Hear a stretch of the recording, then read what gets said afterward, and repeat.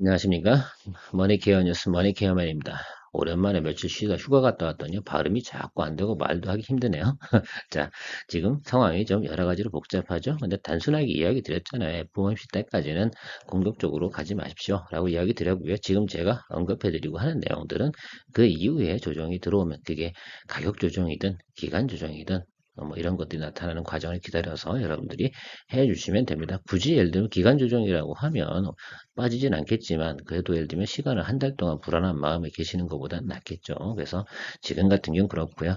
더군다나 지금 사실은 달러가 약세인데 원화도 약세인 이유는 지금 4월 달부터 해서 뭐 무역 수지도 좋지 않고요. 무역 수지 적자도 최대 폭이고 올해 지금 나가는 게 4월 달에 배당금도 상당히 해외로 나가고 있습니다. 그러니까 환율이 좀 안 좋은 건데 사실 이 배당금 나가는 문제가 좀 해결되고 나면 또 FMC 끝나고 나면 바로 1320원대에서 조금 1300 언더로 내려갈 가능성이 상당히 높다. 저는 이렇게 생각을 하고 있어요.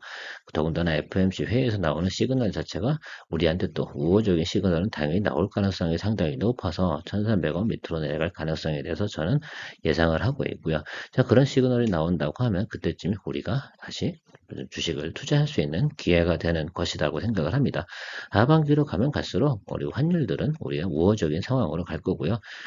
기술주 같은 경우는 지금 실적 발표가 이번 주에 나오고 있는데 이 부분에 대해서는 너무 관심을 갖지 마세요. 그냥 뭐 좋게 나오면 당연히 좋은 거고요. 우리가 기대한 수준에서 크게 예를 들면 오차율은 별로 없을 것이다라고 생각을 하는데 핵심적으로 빅테크의 강세장은 하반기에 나올 가능성이 높죠. 금리가 인하하고요. 그리고 나야지 또 우리나라의 반도체 수급도 좋아지는 것이다 라고 생각을 하면 좋을 것 같아서 지금의 이 뉴스는 뻥이라 하더라도 상당히 좋다. 근데 뭐 리포트 나오는 것들 주로 보면요. 4분기부터 반도체 업황은 개선된다. 시스템 반도체는 3분기 중순부터 괜찮아질 것이다. 라는 내용들이 지금 나오고 있습니다. 뭐 그들의 예상치를 보고 우리가 체크해 나가는 거고 그 앞단에 해야 되는 것들이 제가 늘 이야기 드렸잖아요. 장비나 소재를 좀 봐줘야 된다라고 말씀을 드렸고요. 아무튼 지금 같은 경우는 조금 기다리시면서 신경전을 좀 벌여 갑시다. 우리도 미국, 중국이 신경전 벌이는데 우리는 거기 미국, 중국하고 신경전 벌이는 것이 아니고요. 증시에 시황하고 신경전을 조금 벌이는데 날카로운 신경전이 아니고 무던한 신경전을 해서 FOMC까지는 좀 우리가 많은 종목들을 찾아놓자라는 관점에서 리포트 하도록 하는 거죠. 오늘 이야기 드리는 종목은 일렉트릭 분야입니다. 특히 미국에서 수주가 상당히 늘어나고요. 발전 설비 교체량이 엄청나게 많습니다. 바이든 정부에서 이거는 당연히 정책적으로 진행하고 있는 것이라서 그러면 이런 거예요. 2022년도 대비해서 2023년도 넘어가는 그쵸? 지금 올해가 가장 큰 성장폭이 나타나는 변화의 첫 번째 시그널. 그러니까 올해 이 두 회사 같은 경우는 최고의 예를 들면 주가를 상향가를 찍을 가능성이 상당히 높습니다. 그래서 이 점을 착안해 주셔야 됩니다. 물론 2차전지 분야에 가려져 가지고 있지만 인프라 분야를 투자 안 하고 어떻게 2차전지가 성장을 하겠습니까? 바로 이 부분은 우리가 불필요한 요소가 아니라 반드시 해줘야 되는 인프라적인 요소이기 때문에 성장을 할 수밖에 없는 그런 것이다. 그런데 내가 이런 종목들에 대해서는 너무 눈에 가려서 투자를 못하고 있다고 하면 좀 아쉬운 부분이겠죠. 이미 주가는 바닥에서 상당히 많이 올라와서 30%, 40% 이상 주가가 올라왔습니다. 그럼 사람들이 이렇게 얘기하겠죠.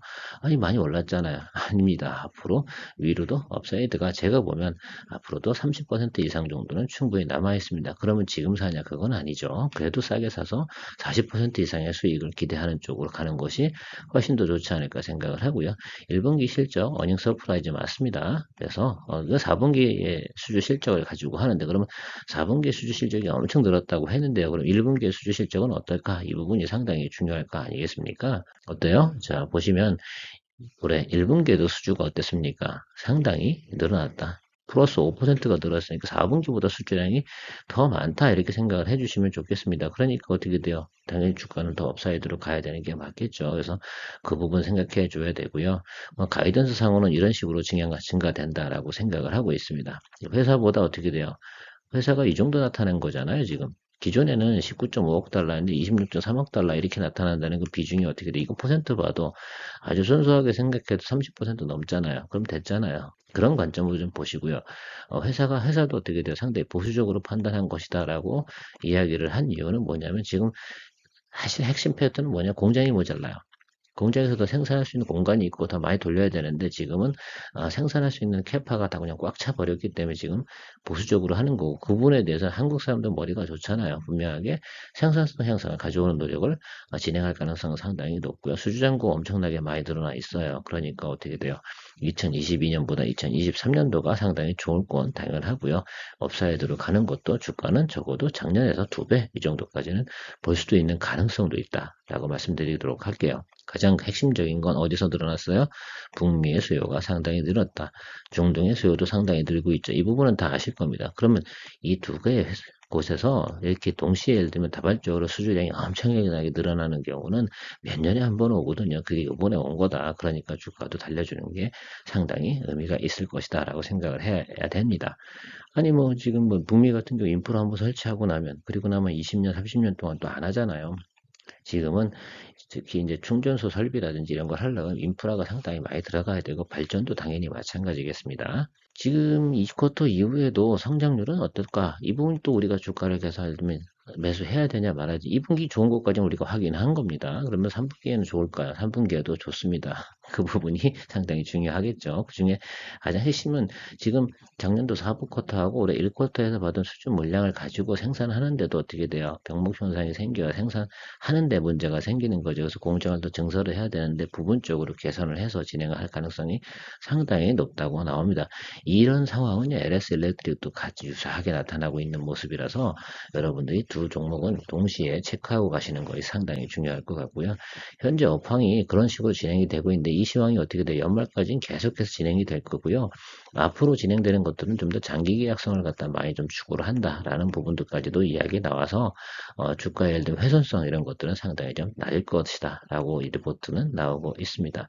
저도 뭐 개인적으로 그렇게 생각을 하고 있어요. 당연히 이런 상황 속에서 이걸 다 팔아 제껴서 매출이익이 잡히는 그런 과정은 보통 6개월로 이렇게 뒤로 가고 있는 거 아니겠습니까? 그러다 보면 제가 볼 때는 올해는 3분기 말에서 나오는 리포트가 가장 예를 들면 실질적인 어닝 서프라이즈가 나올 가능성이 상당히 높다라고 판단하고 있습니다.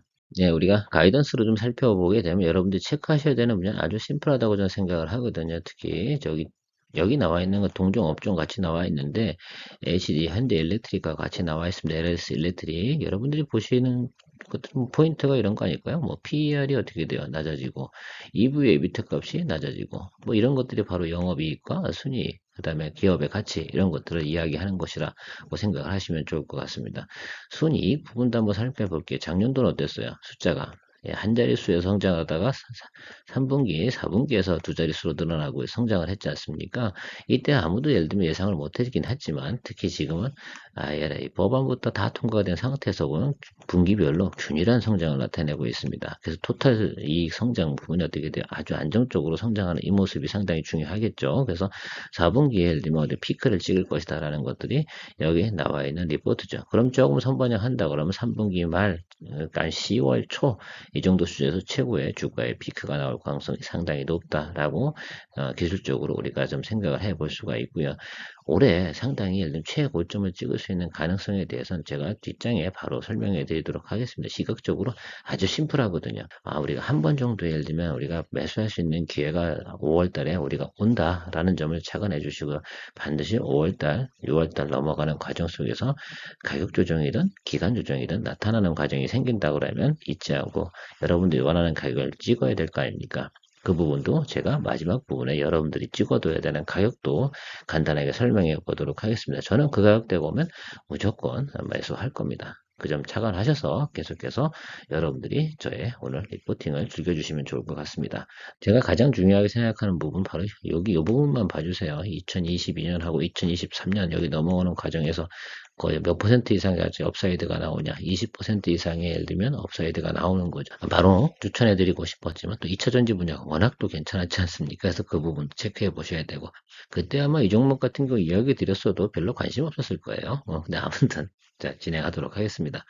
자 이렇게 성장을 하는데 여기만 봐주시면 된다라고 말씀을 드리도록 할게요. 자 그래서 우리가 나머지 부분들 데이터는 다 좋으니까 이렇게 띄워놓은 거 아니겠어요? 그죠? 예, 나쁜 이슈는 없어요.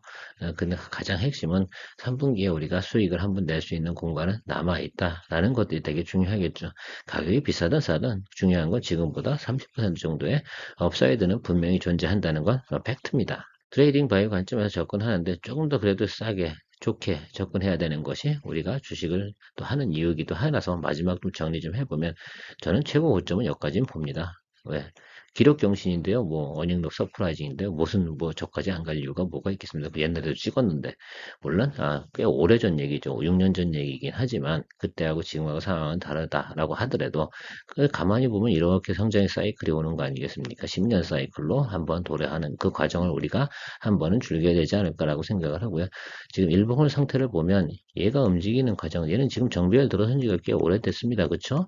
자, 그러니까 얘 같은 경우 무조건 21동 평균선에서 매수해줘야 되는 47,500원 이 구간에서 여러분들이 매수를 해주는 것이 저는 좋을 것 같다라고 생각을 하고 있습니다. 사고는 싶은데 얼마, 언제쯤에 사야 되냐 이런 것들이 상당히 어렵죠. 그래서 지금 생각해 보면 우리가 시간을 좀 두고 봐야 되는 과정에서 저는 47,500원 정도 수준에서 기간 조정이 쭉 들어올 가능성이 높다라고 생각을 합니다. 당연히 저 47,500원짜리에서 또 매수 팍 들어오잖아요. 저런 가격들은 체크를 하고 있을 것이다라고 생각을 합니다. 아마 선수들 같은 경우는 당연히 할 거예요. 자, 아무튼 그래도 우리가 업사이드로 우리가 볼 수 있는 공간은 65,000원까지는 너끈하게 봐줘도 되는 겁니다. 이 수익률이 마음에 든다라고 하시면 뭐냐 매수 들어가는 거죠. 해서 5만 원에 사서 65,000원 정도 매도하시면 꽤 많은 수익률이 나오는 거 아니겠습니까? 좀 그런 관점으로 접근해 주셔야 되는데 앞으로 3분기에 일단 실적이 잘 나올 만한 종목들이 그리 많습니까? 그렇지 않죠. 그래서 이 부분이 오늘 성장하는 부분이니까 여러분들 체크해서 트레이딩 바이 진행해 주시면 좋을 것 같고요. LS 일렉트릭 같은 경우도 상당히 중요한데 지금 얘는 어땠습니까? 지금 변화가 첫 번째 분위기예요. HD 현대일렉트릭 일찍 달리기 시작을 했고요. 얘는 달리기 시작한 지 이제 시작입니다. 그리고 생각해 보면 자, 전장표에서 보이는 모습을 생각해 보면 우리가 이 구간에서 여러분들 매수를 해주면 한 번 정도 업사이드가 상당히 많이 나올 것 같다라고 생각을 합니다. 그래서 HD 현대일렉트릭과 LS 일렉트릭 같은 경우는 우리가 트레이딩 관점을 같은 관점으로 보시면서 둘 중에 어느 걸 사도 저는 이상하다 생각하지는 않습니다. 그래서 주로 오늘 소개시켜드린 내용은 HD 현대일렉트릭이긴 하지만 그 부분 같은 관점에서 트레이딩 바이로 접근하시는데 자 5월 FMC 후에 조정이 들어오는 그게 기간 조정이든 가격 조정이든 저는 그건 중요치 않습니다. 들어오기만 하면 여러분들께서 그 가격대에 선호를 하시는 거죠. 아니 65,000원에서 62,500원 들어오면 가격 조정이라고 생각을 하십니까? 아닙니다. 이건 이격이 커져서 당연히 부담감 때문에 좀 시간을 끌어줘야 되는 것 뿐이죠. 자, 그 기간이 언제겠어요? 한 달 정도 후에 제가 볼 땐 여러분들 분명히 매수할 수 있는 기회가 나타날 것이다 라고 좀 생각을 하고 있습니다. 그 점 착안하셔가지고 여러분들이 주식을 트레이딩하는 관점에서 접근해 주시면 좋을 것 같고요. 오늘도 내용이 좋았다 생각이 드시면 구독, 좋아요 부탁드리도록 하겠습니다. 좋은 하루 되십시오.